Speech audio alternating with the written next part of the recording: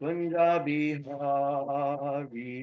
Jaya Radha Madhava Kunja Bihari.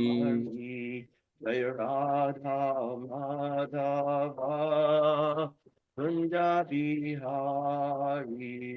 Jaya Radha Madhava Kunja Bihari.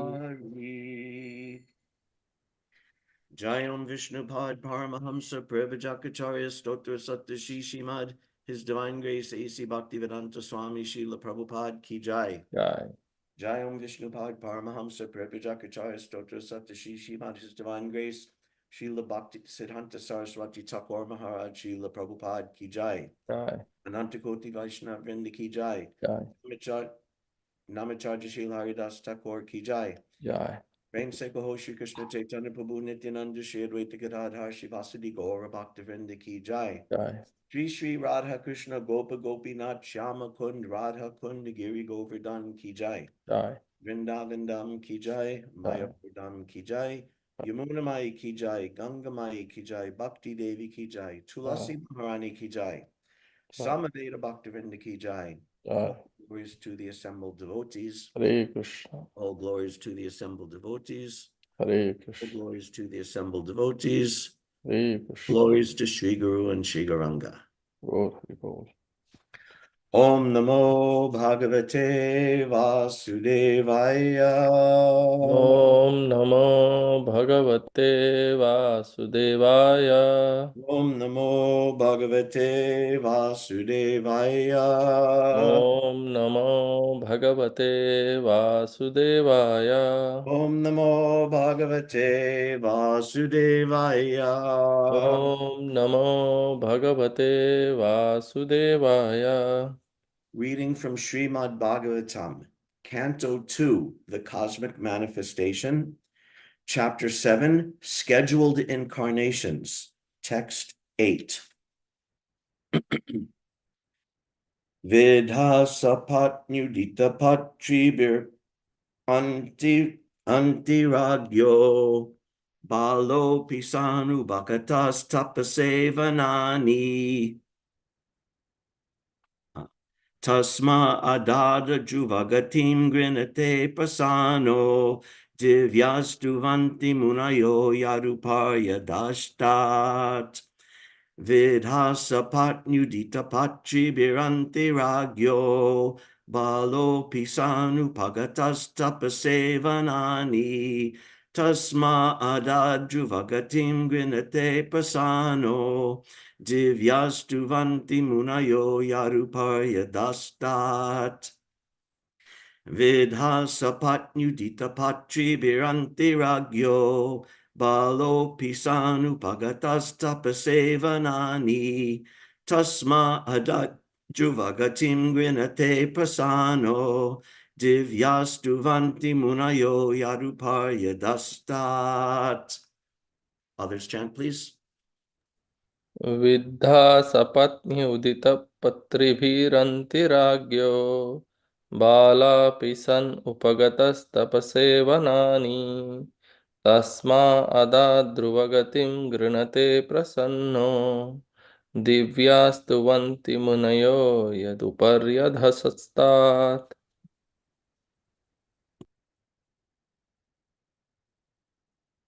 विद्ध सपत्नी उदित पृथिवीरन्तिराज्ञो बालपि सन् उगतस्तपसे भनानि तस्मा अदध्रुवगतिं गृणते प्रसन्नो दिव्या शुभन्ति मुनयो यद् उपरि अधस्तात्. हरे Krishna.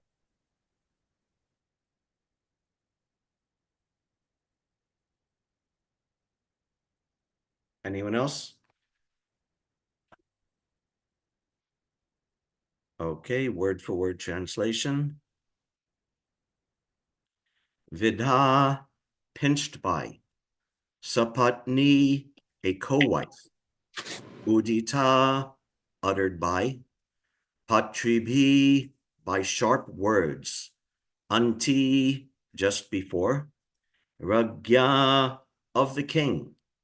Bala, a boy, api, although, son, being so, upagata, took to, tapase, severe penances, vanani, in a great forest, tasmat, therefore, adat, gave as a reward, Druvagatim, a path to the Dhruva planet, Grinate, on being prayed for, Prasanna, being satisfied, Divya, denizens of higher planets, Stuvanti, do pray, Munaya, great sages, Yat, therefore, Upari, up, Adastat, down. Translation: being insulted by sharp words spoken by the co-wife of the king, even in his presence, Prince Dhruva, though only a boy, took to severe penances in the forest, and the Lord, being satisfied by his prayer, awarded him the Dhruva planet, which is worshipped by great sages, both upward and downward. Purport by His Divine Grace Srila Prabhupada.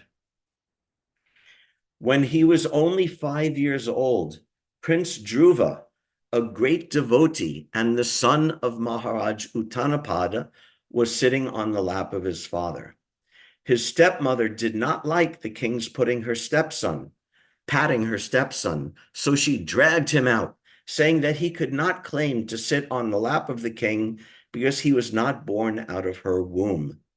The little boy felt insulted by this act of his stepmother. Nor did his father make any protest, for he was too attached to his second wife. After this incident, Prince Dhruva went to his own mother and complained. His real mother also could not take any step against this insulting behavior, and so she wept. The boy inquired from his mother how he could sit on the royal throne of his father, and the poor queen replied that only the Lord could help him. The boy inquired where the Lord could be seen, and the queen replied that it is said that the Lord is sometimes seen by great sages in the dense forest. The child prince decided to go into the forest to perform severe penances in order to achieve his objective.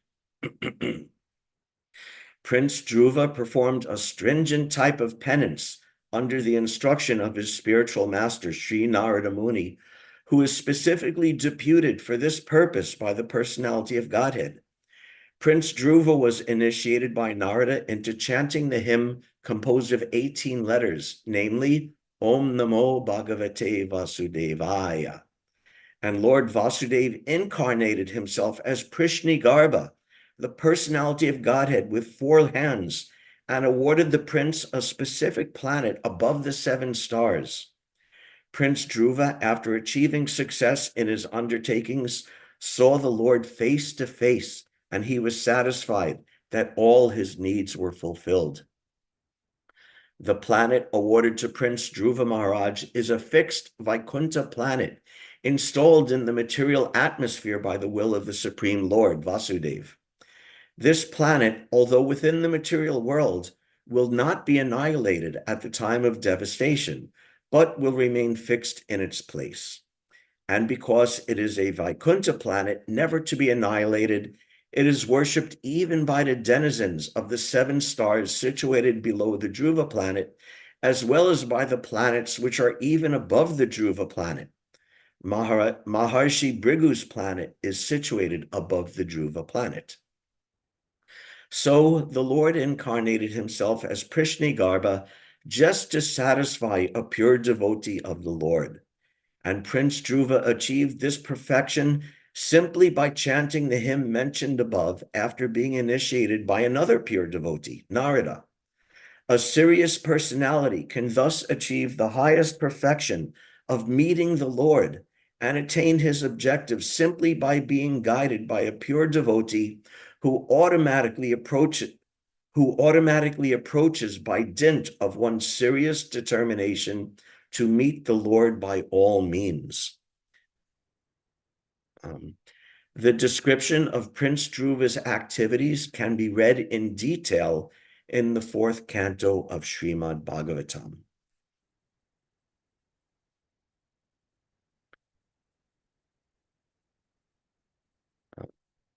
Vidhasapatnyudita patri viranti ragyo balo pisan upagatas tapasevanani tasma adadruvagatim grinate prasano divyastuvanti munayo yaduparya dastat. Being insulted by sharp words spoken by the co-wife of the king, even in his presence, Prince Dhruva, though only a boy, took to severe penances in the forest. And the Lord, being satisfied by his prayer, awarded him the Dhruva planet, which is worshipped by great sages, both upwards and downwards. Namo Om Vishnu Padaya Krishna Prasthaya Bhutale Srimate Bhaktivedanta Swaminiti Namine Namaste Saraswati Devi Gauravani Pracharine Nirvishesha Shunyavadi Paschata Deshatarine. Hare Krishna, everybody. Thank you for coming to class today. Today, hearing about Dhruva Maharaj, and the context of this chapter is scheduled incarnations of the Lord. So it's actually all about the different appearances that the Lord makes. But we remember that generally the Lord's appearance is for the benefit of his devotees. So if we're going to tell about the appearance of the Lord, naturally, that story is actually going to be about the devotee of the Lord. That the devotee of the Lord calls, just like Advaita Acārya's appearance. Advaita Acārya called with loud cries and worshiping his deity, his Shalagram Shila, and he called the Lord to appear, and the Lord appeared. And so many instances, even Krishna himself, who comes of his own sweet will, but still before he appeared, we know the history that Mother Earth went before the demigods, before Lord Brahma, and complained about how she was overrun by demonic forces. And then all the demigods, they went to the bank of the causal ocean and called on the Lord to pray, to please come and make his appearance. So Krishna has many reasons for appearing, but for the pleasures to his devotees is a very important reason for that. So this is Dhruva, who do his very intense, such intense sadhana. What to speak of a little child? Even for an adult, we can hardly imagine his intense sadhana and his determination. And here in one verse, it's being summarized. And I like this in this chapter, and also in the beginning of the Bhagavatam, in the first canto, that Krishna is the source of it in all incarnations. That's also very nice. I like these one verse summations of the appearances of the Lord. They really give you a nice sort of thumbnail picture of the Lord's appearance. And that's especially useful in this one, because there isn't that much information about this Prishnigarbha incarnation. So this is a lot of it, what we're hearing now. So let's start off with who Dhruva was. Dhruva was, we know he was a little boy, but his family lineage is also quite amazing. That Lord Brahma, so this is very early in the creation of the universe. Lord Brahma, from his own body, he created Swayambhuva Manu and Swayambhuva's wife, Satarupa. So he created them, and they were Prajapatis meant to populate the universe, as is customary in the beginning of the creation cycle. And they did, and one of the children was of Swayambhuva Manu was Uttanapad, who was also a great, powerful king over the whole earth. And this great king, he had two wives, Suruchi and Suniti. And Suruchi was the more favorite wife, and Suniti was the less favored co-wife. What's the word in the purport today? Sapatni, the co-wife. So there were two wives. And the child of the more favorite wife was Uttama, I think was the name of Dhruva's brother, half-brother.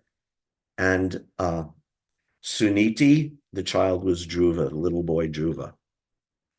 And because Dhruva was the child of the less favorite wife, the king didn't seem to have any objection. He was on the throne and Dhruva was sitting on his lap. And the king didn't have any particular objection. But his wife, Suniti, had a very big objection to this. She was thinking very egoistically and very materially that, oh, the child out of my womb, this is the important child. This is the proper child. This is the real prince and the real future king. And the child from my co-wife's womb, not important. So she said, you get off the lap of your father. And like I said, Uttanapad didn't seem to have any objection, but he was also a bit henpecked. Prabhupada said in the purport that he was too affectionate to his wife Suniti. So I'm sorry, to his wife Suruchi.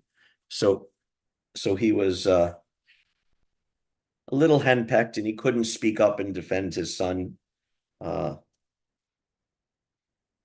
Let's see where I am here. Actually, in the actual verse in the 4th canto, when Uttanapad was silent and didn't defend Dhruva to his wife, the word used is sano vacha. Prabhupada translates, vacha we know means words or speaking. So Prabhupada translates it as he remained silent. But sano literally means to be like degraded or decayed or withering away. So this sort of implies how henpecked Uttanapad was by his favorite wife, that he could speak, and maybe he even had affection for Dhruva, but his power of speech had been withered away, had been degraded, had been decayed due to his over affection, over attachment, and overly being controlled by this materialistic favorite wife. And therefore he didn't speak up for Dhruva. And so Dhruva Maharaj, when he was rejected like that, he was so upset. He was a little boy. So little boy rejected by the father and the stepmother naturally will be upset. But his being upset was even deeper than that, because he had this very intense Kshatriya spirit. Actually, there's another famous child devotee we know in our Vaishnav history, and that's Prahlad Maharaj. He was also the son of a big, powerful king. But Prahlad Maharaj, he actually received instruction also from Narada Muni, even while he was in the womb.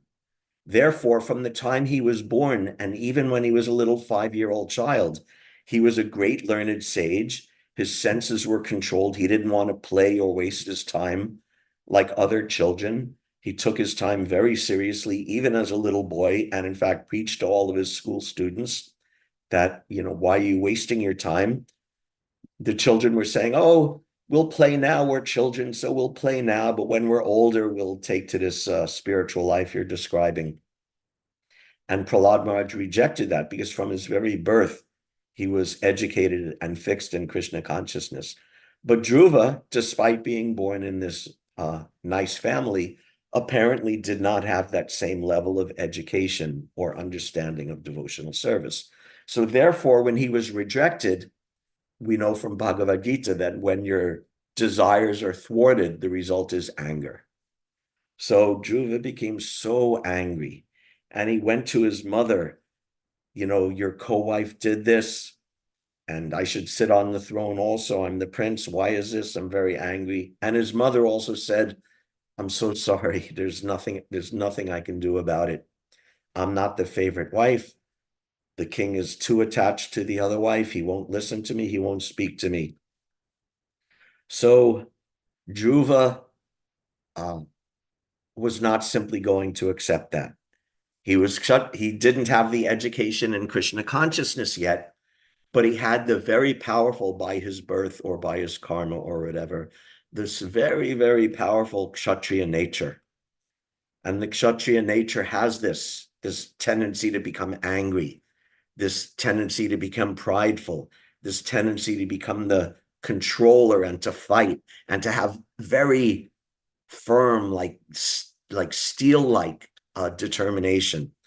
That Soryam Tejo Jyotir Dakshyam from Bhagavad Gita. These are the qualities of the Kshatriya. Soryam Tejo, he's a hero. He's rich with heroism. He's not afraid of a fight, of a conflict. Tejo, has incredible power.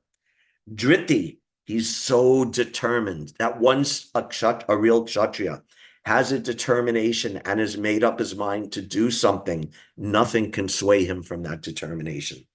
And actually, this word Dhriti, determination, and the name Dhruva actually come from the same root, which means this very intense strength and determination and fixity of purpose. And Dakshyam, not just determined, but Dakshyam, that he's very expert, that he has the ability to fulfill his determination.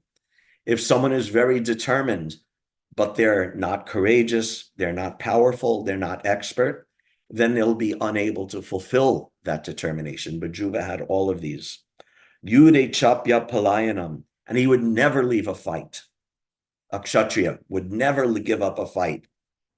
So whether it's a fight, a literal fight on the battlefield with weapons, and we'll hear how Dhruva had that experience too later on, but it also means figuratively that determination, he will, even if it's difficult, even if there's great opposition, he'll never give up that determination. He'll never turn away from his determined goal. Dhanam Ishwara Bhavas Cha, and very charitable. So charitable because this is to counteract the self-centeredness of the Kshatriyas. They can tend to be very self-centered and use politics to enrich themselves, but a Kshatriya is also supposed to be dhanam. He's supposed to give profusely, huge amounts in charity he's supposed to give. And Ishwara Bhavas, he has this nature to be controlling, to be the controller. Kshatram karmam swabhavajam. This is the qualities by which a Kshatriya works. And Dhruva had all these. And it's very nice. Dhruva was not at all Brahminical. He was anything but Brahminical. But these Kshatriya qualities also, when engaged in devotional service, we see how powerful it is and how much it benefited Dhruva. And all of the qualities of the four Vanas, these are just qualities, they're material qualities. But all of them become perfect when fully engaged in searching out Krishna, in worshiping Krishna, and pursuing love of Krishna. Then it's perfect. And this is how Dhruva used these Kshatriya qualities of his. So let's see now. All right, okay, anyway, we'll get to that. So let's look at in the fourth canto when this Prabhupada directs us at the end of the purport that the entire pastime can be read in the fourth canto. And it's explained very fully and very nicely there. So at the beginning of that fourth canto, chapter 8, is it? Chapter 7 or chapter 8? Maitreya Muni is explaining about the lineage from Lord Brahma. How there was, like I said, there was Lord Brahma, and then there was Swayambhuva Manu and Uttanapad. And as he's describing, he describes, okay, there was Uttanapad, and Uttanapad had two sons, and Uttama was the elder son, and Dhruva was the junior son. So Vishwanath Chakravarti Thakur explains that actually, because Uttama was the elder son, and because the Uttanapad was elder, and Swayambhuva Manu was even elder, he should have started the pastimes by describing the pastimes and activities of Swayambhuva Manu, then the activities of Uttanapad, and then of the children, he would describe the activities of Uttama first and then Dhruva. But because Dhruva in that line was such an amazing devotee that Maitreya instead, slightly against the normal etiquette or the normal formalities, immediately jumped to the pastime of Dhruva Maharaj. And this is from that description in the very beginning, fourth canto. Oops, I'm sorry. Here it is, fourth canto, 8th chapter, and in the purport of text 8, Prabhupada writes, the great sage Maitreya wanted to describe the pious activities of the kings. Priyavrata was the first son of Swayambhuva Manu, and Uttanapad was the second. But the great sage Maitreya immediately began to speak of Dhruva Maharaj, the son of Uttanapad, because Maitreya was very eager to describe pious activities. The incidents in the life of Dhruva Maharaj are very attractive for devotees. From his pious actions, one can learn how one can detach himself from material possessions and how one can enhance one's devotional service by severe austerities and penances. By hearing the activities of pious Dhruva, one can enhance one's faith in God and can directly connect with the Supreme Personality of Godhead, and thus one can very soon be elevated to the transcendental platform of devotional service. The example of Dhruva Maharaj's austerities can immediately generate a feeling of devotional service in the heart of the hearers. So this is the beauty of Dhruva Maharaj's life and activities, and us now, several yugas later, hearing about this. That just by hearing about it, it will instill devotional service into our heart. Just by hearing about Dhruva's austerities, even if we don't go to the forest and give up eating and sleeping and drinking and just eat some dried leaves every few days, even if we don't do that, just hearing about Dhruva Maharaj's austerities will instill in our hearts a spirit of detachment from material life. So this is how beautiful Dhruva Maharaj's pastimes are, and why we want to study this and hear about this. So anyway, so this is the wonderful pastimes of Dhruva Maharaj, and all of the devotees' activities are wonderful. But when those activities result in the personal appearance of the Lord himself coming down, then they become even more amazing. So when Dhruva's stepmother insulted him and kicked him off the throne, she gave him some advice. She was so envious and so materialistic, but she gave good advice. Let's see. She said, tapas aradya purusham tasyaivanu grahena me. She said, oh, you want to sit on the king's lap? That's not possible. For that, you'll need to take birth in a future life in my womb. And if you want to attain that, if you want to attain something, she said, again, tapasaradya purusham.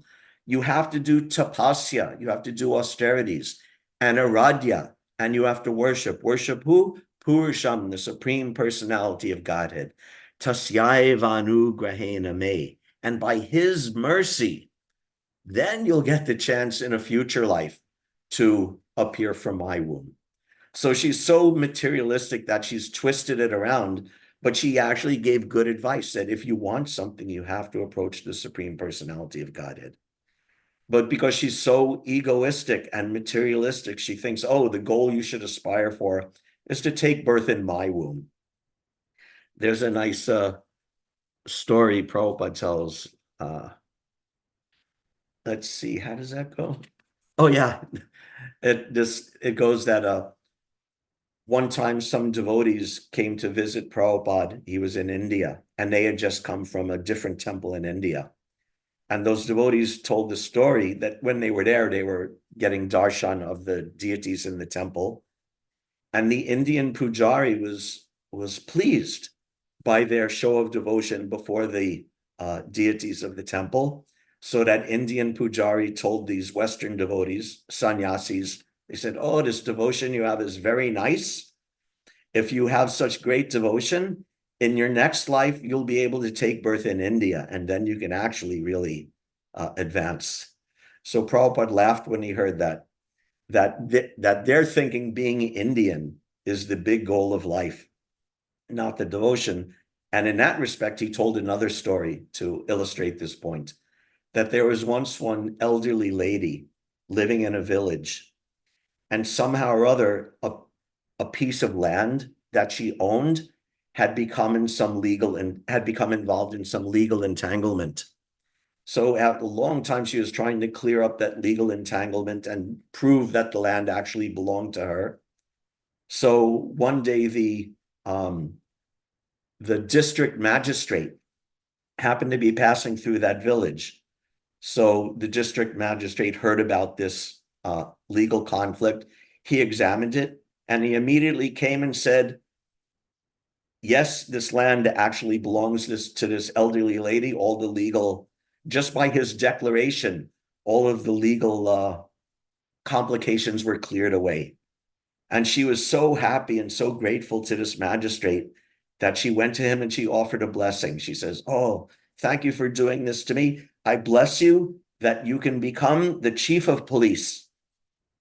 So the idea is that the magistrate is far, far, far above the local chief of police in power and influence and wealth and everything. But because all she could comprehend from her simple village level was that, oh, the chief of police is a big man, so I bless you to become chief of police. So in this way, Prabhupada was saying that, Krishna will grant everything, but if your vision is limited, then like Dhruva's stepmother, you'll say, oh, you worship the Lord and you'll be able to take birth from my womb, instead of you worship the Lord and you'll be able to attain pure devotional service. But still, she gave that instructions that you need to approach Krishna. So he took that to heart. And then when he went to his actual mother and complained in the same way, she also couldn't do anything practical, but she also gave the same very good advice. She said, Aradayad hoksaja pada padmam. Aradayad hoksaja pada padmam. Similar words. Aradhaya means, again, to worship. Adhoksaja, the supreme personality of Godhead, who's beyond the reach of all material senses and material mind and material understanding. You worship him. How? Pada Padmam. You worship at his lotus feet. So they couldn't offer anything practical, but he took these two instructions very seriously. And he said to his mother, oh, so that's what I have to do. Remember, he's a Kshatriya. He's determined. He's angry. Nothing's going to sway him from attaining his goal. So he says, okay, I'll worship the Supreme Lord. Where do I find the Supreme Lord? And his mother said, well, people say that great sages, they go to the forest and meditate to find the Supreme Lord. So immediately, he was a little boy, but he left home and he went to the forest to perform very severe austerities. Now, some of us, I remember in my childhood, I ran away from home a couple of times, but children in general, running, I don't know if kids still do that, run away from home, but I did a couple of times when I was a child, but I always made sure when I ran away from home to be back in time for dinner. So this is not like Dhruva. He ran away from home, he left everything, and he sat down to meditate and perform very severe austerities. And it was so intense that it drew the attention of Narada Muni. And Narada Muni came and preached to him.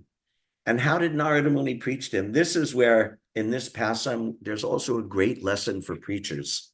Those who are preachers can learn a lot from this. Narada Muni came to preach to him, and how did he preach to Dhruva? He said, what are you getting so angry about? You're just a little boy. Just go home and tolerate, and you should tolerate. Why are you seeing this friends and enemies and materialistic trying to attain the kingdom and doing all this austerities? Just go home. And almost like Prahlad Maharaj's demon friends who are saying, oh, just play now, and when we're older, we'll take to devotional service. So Narada Muni was almost saying like that, be tolerant, don't worry. Later you could worry about getting your kingdom and your throne back. And Dhruva responded, Nabina Shayate Ridhi, your instructions, although they're technically correct, that one should be detached and one shouldn't hanker after these material things and I should just go home, and all very correct, but nabine shayata ridhi. But your instructions, they do not touch my heart. They do not pierce my heart. They don't enter my heart.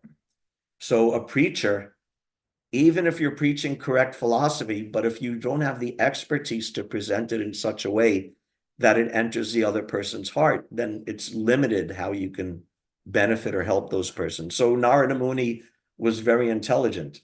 So he changed his preaching method. He said, okay, you perform austerities like this, you construct a deity of the Lord out of earth, and he initiated him. He gave him the mantra, Om Namo Bhagavate Vasudevaya. And so this is Narada Muni's expertise. He knows how to adjust his preaching, that, okay, just telling him to be tolerant, etc., won't help. It's your karma. Just like sometimes insensitive devotees will preach like that.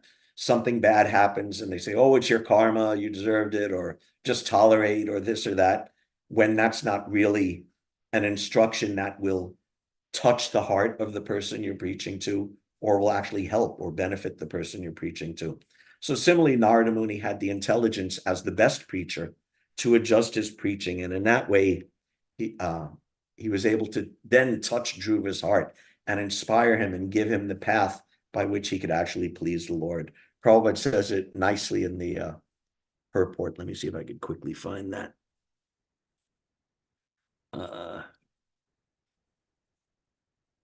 And Prince Dhruva achieved this perfection simply by chanting the hymn mentioned above after being initiated by another pure devotee, Narada. A serious personality can thus achieve the highest perfection of meeting the Lord and attain his objective simply by being guided by a pure devotee who automatically approaches by dint of one's serious determination to meet the Lord by all means. So this is what's required. Our own determination has to be so firm, so rock solid, then we'll get a proper guide through Prabhupada and his books, through our spiritual master, through our devotees, friends, and guides around us, through all of these. Then those instructions will be able to enter our heart by their expert presentation and by our firm determination. Those teachings will enter our heart and advance us as Dhruva was advanced very quickly. It's also said in the Chaitanya Charitamrita, there's that one nice verse. Ramananda Roy was talking about the poetry, the amazing poetry of Srila Rupa Goswami. And he said, what's the use of a warrior's arrows? And what's the use of a poet's poetry if they simply strike you but don't make your head spin? So we want to, these instructions have to really hit us and enter our heart and be taken seriously to make our head spin. Not to make our head spin in the sense of being bewildered or dizzy or like that, but make our head spin in order to spin or to turn away from materialistic life and turn towards a life of devotional service to Krishna. So that's what it takes, the determination like Dhruva and expert preaching like Narada Muni. Then we have a very fruitful situation. And when that happened and he took it up and he was chanting with such determination, Om Namo Bhagavate Vasudevaya, then the Supreme Personality of Godhead himself actually personally appeared before Dhruva Maharaj. And this incarnation is known as Prishni Garbha. Sometimes he's also addressed as Dhruva Priya. So like I said, the devotees' activities are always glorious, but when they result in the actual appearance of the Lord, that's even more amazing. So this Prishni Garbha is also interesting. In the commentary on this verse, Srila Vishwanath Chakravarti Thakur says, to know a avatar, you need to have at least, the minimum information is you need to know the name and the pastime. So this verse describes very brief in capsule form the pastime, but the name is not mentioned. But the name is, therefore, he said, therefore you need to read this in conjunction with the 10th canto, 3rd chapter, after the appearance of Krishna, and he's explaining to Vasudeva and Devaki all of their previous lives. He said, yes, I've appeared as your son 3 times now. The first time was as you, Vasudeva and Devaki, had appeared as Sutapa and Krishna. And they were also direct children of Lord Brahma. And they performed austerities for a very long time because they didn't want any ordinary child. They wanted only a child just like the Supreme Personality of Godhead. So Krishna heard their prayers, and also he's eternally their child in different forms. And he said, oh, they want a child just like me, but where is there anyone like me? There's no one like me. So I will personally become their child. And that was his appearance, because he appeared from the womb, the Garbha of Prishni. Therefore, he was given the name Prishnu Garbha. And then he said, and then in the life after that, you took birth again as Aditi and Kashyapa. And I again appeared as your child then, as known as Upendra, the brother of Indra, or the other name is Vamanadev, because he appeared as a dwarf Brahmana. And we all know Vamana Leela, another amazing pastime of the Lord, with another amazing devotee of the Lord, Bali Maharaj. And then he said, and finally in this life, you are Vasudeva and Devaki, and I am appearing as your son, as Krishna, the Supreme Personality of Godhead. So those were the different appearances of Krishna. The first one is Prishni Garbha. And like I said, in the 10th canto, his name is mentioned. And here in this canto, the pastime is mentioned. So that gives us it's small, it's not a lot of information, but it gives us a clear understanding, at least, of this Prishni Garbha incarnation and his relationship with Dhruva. It's also described, Prabhupada also describes about these different incarnations of the Lord, that there's different levels of approaching the Lord in devotional service. One is called Jnana. One is called Jnanamayi, and one is called Rati. This is all explained in the 10th canto by Srila Prabhupada.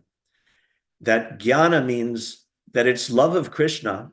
Krishna and Sutapa had genuine love of Krishna, but it's based on a philosophical understanding of the Supreme Personality of Godhead. That also generates a type of love of God. So this is Jnana. Then that was Prishni and Sutapa. In their next incarnation as Aditi and Kashyapa, they had attained the stage of Jnanamayi, which means that there was a mixture of love based on knowledge and pure or more spontaneous love. There's a mixture, and that's their relationship with their the Lord's appearance as their child, Upendra. And then finally, in the appearances, Vasudeva and Devaki, they were purely on the stage of Rati, that their love was completely pure, Kevala Bhakti, no more mixed with conceptions of Jnana at all.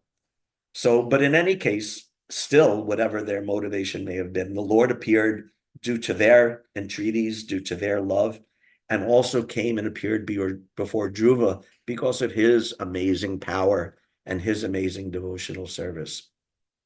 And the proof of how awesome Dhruva Maharaj's devotional service was is not just that the Lord appeared, but the Lord appeared and offered a boon to Dhruva Maharaj.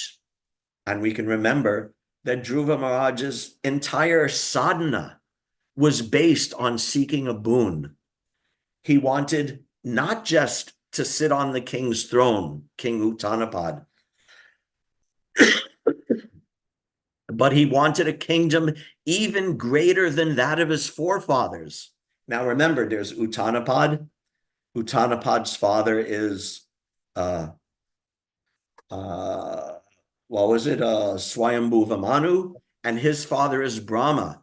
So what's the kingdom of Lord Brahma? The kingdom of Lord Brahma, his great-grandfather, is the entire creation. So Dhruva wanted not just a kingdom, but he wanted, in an indirect way, he was asking for rulership over the entire creation.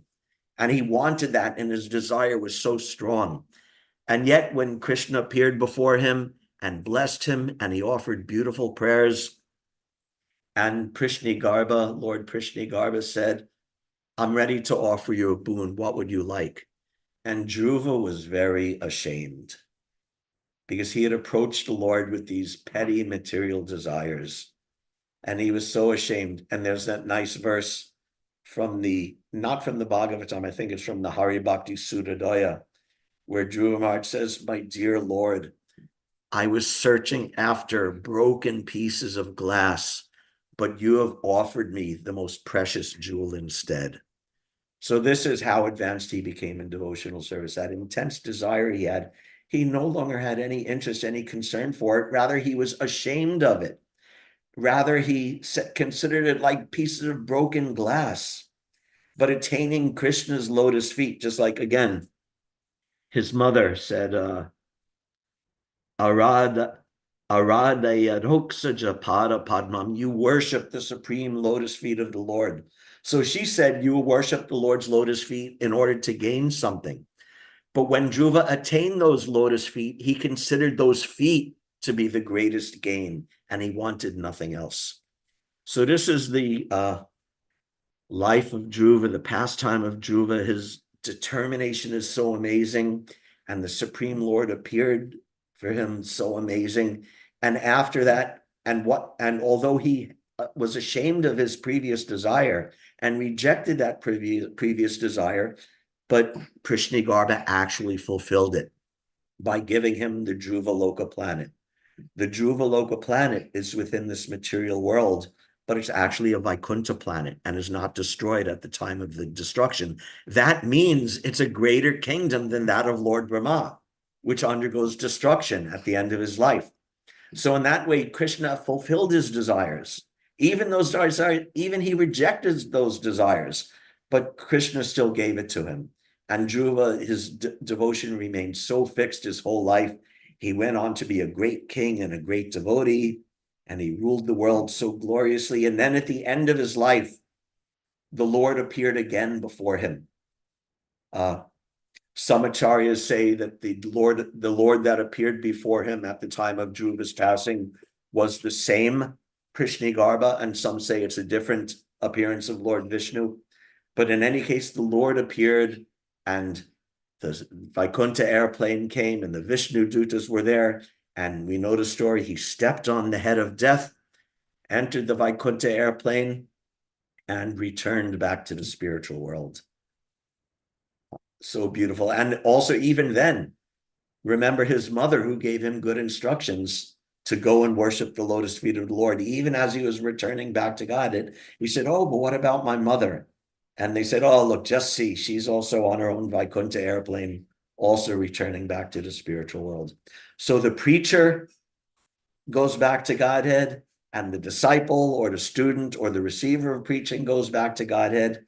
And this is the perfection of our Krishna consciousness movement, that we preach, and by preaching, we go back to Godhead, and we preach to someone, and they take up devotional service, and they go back to Godhead, and they become preachers and bring more people back to Godhead. It's like a chain, an ever-increasing chain reaction. And if we don't feel very qualified, we're not advanced preachers like Narada Muni, but we do the best we can. One time, Satsvarup Maharaj was talking to Srila Prabhupada, and he said, Prabhupada, or maybe Swamiji, if it was very early, I'm not sure what year it was, but quite early in ISKCON. And he said, Prabhupada, I'm going out and I'm preaching to people, and I'm preaching to them that you take up devotional service and you go back to Godhead. And he said, but I don't feel myself like I'm qualified or I'll be able to go back to Godhead. Can I still preach like that? And Prabhupada said, yes, if you know the actual science, even if you're not on the highest platform, you can preach to others to go back to Godhead. But then he went on and he said, but at the same time, it's not like we're an import-export business, that we stay rotting in the material world and we preach to everyone else to go back to Godhead. It's for all of us. We also go back to Godhead, and the people we preach to go back to Godhead, and we all together, preaching to each other and preaching to the conditioned souls, we all advance. and take up this process like Dhruva did, giving up, we adjust his process a little bit to fit our life. We don't give up eating and breathing and water and just eat dried leaves, but we reject sense gratification to the degree that is practical and to the degree that is enjoined in us by Srila Prabhupada. We worship the deity. We chant the holy name. Dhruva's Diksha mantra was Om Namo Bhagavate Vasudevaya. Our mantra in this age especially is Hare Krishna, Krishna Krishna, Hare Hare, Hare Rama, Rama Rama, Hare Hare. But the process is still the same, and the activities are in a sense the same, and the results are the same. That we become purified, we purify and deliver those around us, and at the end we all go back to Godhead. Hare Krishna. Thank you very much, everybody, for your very kind attention. If there's any questions or comments, we can discuss now.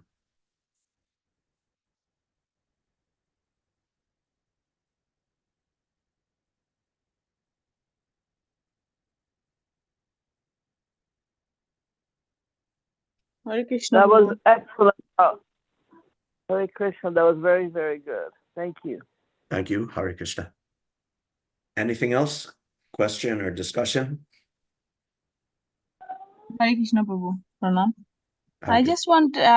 just wanted to ask like Dhruva Maharaj and his mom is going to the same planet, or Dhruva Maharaj have his different like Dhruva Loka, right? Different Yes. planet. And how about his mom also is there, or she's going spiritual world in the Krishna's abode? I actually don't know. I don't know. You know, to what extent that relationship continues, to what extent they'll stay together after, I actually don't know. But they both achieved the same goal in the sense that they returned back to their eternal spiritual position of serving the Lord. But whether that was on the same planet or not, I can't say. Okay, Prabhu. If anyone else knows, they can volunteer, but I haven't read anything specifically about that. Okay, Prabhu. Thank you. Hare Krishna Prabhu, this is so enlightening. I'm 62-year-old, but when I was very small, this is the first How old did you say? story. 62?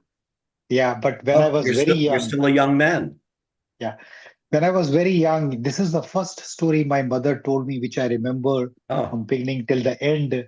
And you were chanting this story today. This is so wonderful. Thank you so much for touching my heart and my soul and reminding me of my mother and the whole Prahlad story. Thank right. you so much. That's a good mother. That's a real mother who's teaching you from your young age about Dhruva Maharaj. Do you remember any of your thoughts about the pastime hearing it as a child? Do you remember?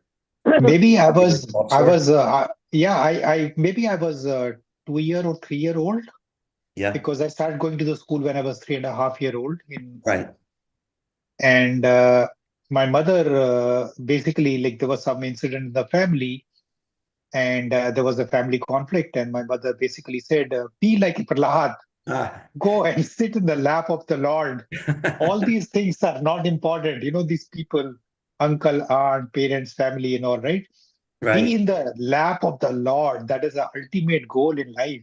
And now then you shine like a North Star, which is Prahlad sitting there in the lap of the Lord. Right. So it's very emotional for me. I'm sorry if I'm breaking down, but thank you. This is the first story I remember from the Vedic literature and from our ancient time. And each word you were telling me resonated in my heart. Thank you so much. Thank you. That's a beautiful story, and your mother sounds like she was a great soul, and you're lucky to have been her child. Jai. Absolutely. Thank you. Hare Krishna. Anything Hare else? Krishna. I think a lot of parents, like to tell these Dhruva story and Prahlad story. Parents, when they have a child, to also tell the story about Dhruva and Prahlad, because they were children also, so the children can relate, maybe. And Dhruva was told to me like a North Star, which can be seen as soon as the evening happens. And my mother said, like, you'll that star is not one soul, it is a collective consciousness. And everybody can be there because in the end, we are all one, and oneness. I just wonder, like when I grew up and came to the West 25 years ago, how she knew the meaning of oneness in India when I was so young. And Well, that's a wonderful. popular idea. We focus more on returning there by not just by oneness, but by a oneness of love, by becoming Krishna's devotee. But that Exactly. aspiration is very nice. Thank you. Okay, thank you very much, everybody. Oh, is there something else? Yes? No? Hare Krishna. Yes, were there any other question or comment? Okay, thank you very much, everybody, for your very kind attention. Everyone have a wonderful day, and More than I'll see you anything. when I see you. Hare Krishna. Vanchakalpatarubhyascha, Kripā Patitanam Pavanebhyo Vaishnavebhyo Namo Namah. Jai. All glories to Srila Prabhupada.